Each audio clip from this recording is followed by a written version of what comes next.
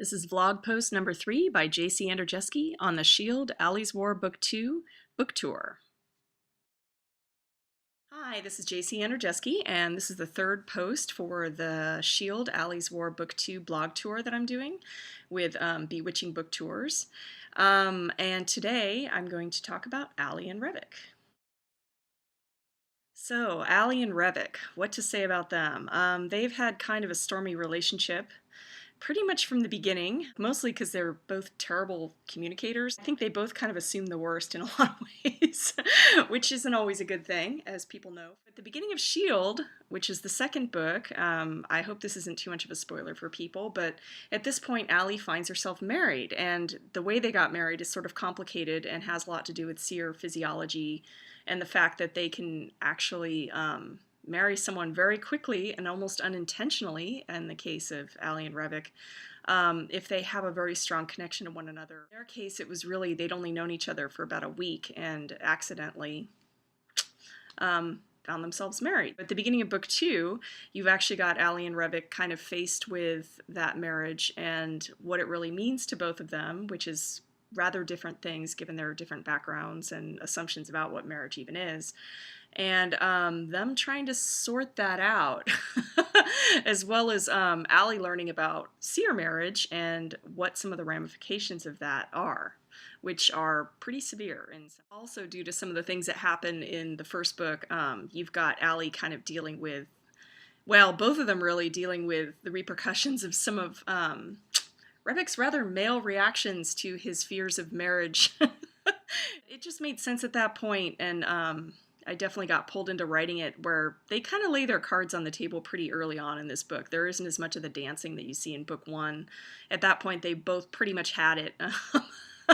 So there's a lot more frankness in terms of them figuring out what their next steps are and what some of the barriers they have to making things really work now that they've decided that they want to do that, or at least try. I actually really enjoyed writing some of these scenes with the two of them because it's an interesting combination of frankness and fear and just kind of the usual weird dances that men and women tend to do with one another when they assume the other person kind of understands where they're coming from and the other person really doesn't.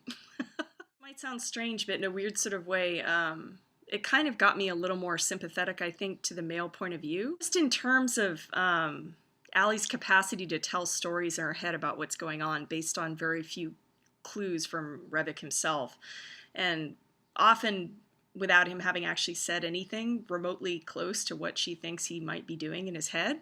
I know I've definitely done those dances with people where I didn't take their words at face value or read quite a bit into silences that maybe didn't mean a whole heck of a lot. And from my male friends, I know that this is not unique to me. Men do that too, of course. I mean, men kind of tell their own stories, and you see Revik doing that quite a bit in this book as well. It was an interesting exercise to write these, just from in terms of my own view of relationships and what makes a relationship work and how honest you have to be with someone to really, really develop what I would consider real trust with another person, and that it's not always about telling them what they want to hear. I think sometimes people compromise too much with relationships. I think there's a lot of value to I don't know, just really cutting the crap at a certain point, and just laying it out on the table about who you are and what's going to change about that and what probably isn't. And I think real love comes when you accept that about another person and stop trying to change them and instead try to understand them and accept them for who they are. I think it's a lot easier to say that than to actually do that, because I really tried to get at the heart of what this relationship was really about and not do what is so easy to do in fiction, which is either to keep them apart using kind of artificial mechanisms or to have them be together without it really ever ringing true why they would be together. I wanted it to be real in the sense that it wasn't just about how great she looked in leather pants and, the fact that he's kind of a hottie. That's not enough to make a marriage work, as most people know. And that generally ends up being kind of the first marriage for a lot of people, I think, when they're too young to realize that that's not going to work necessarily in the long term. It's, I think, a trap a lot of people get in with relationships where they're trying to win. It's like, I'm going to win this conversation, or those are just death traps for relationships. And I think, unfortunately, as humans, because we're frightened little monkey creatures, it's all too easy to fall into those traps and basically ruin a relationship because you're a chicken. Of course, being a woman, there are times when I definitely want to wring Revik's neck. I think just because, he just doesn't realize how completely non-communicative he is.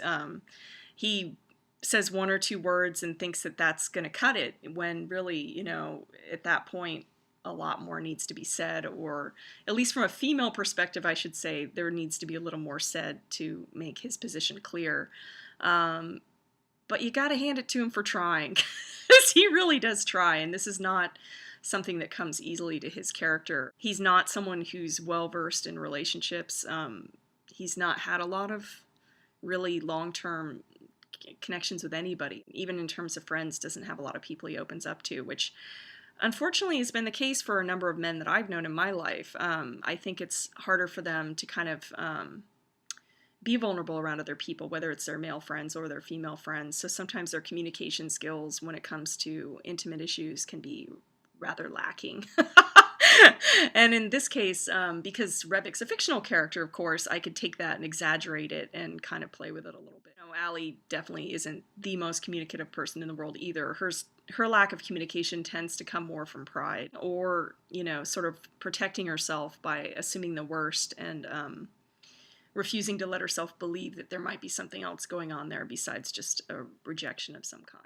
Yeah, in some ways, I think that they do kind of typify elements of the male-female dynamic that can be problematic in different ways. Just, the endless ways that we manage to misunderstand one another and miscommunicate without even meaning to.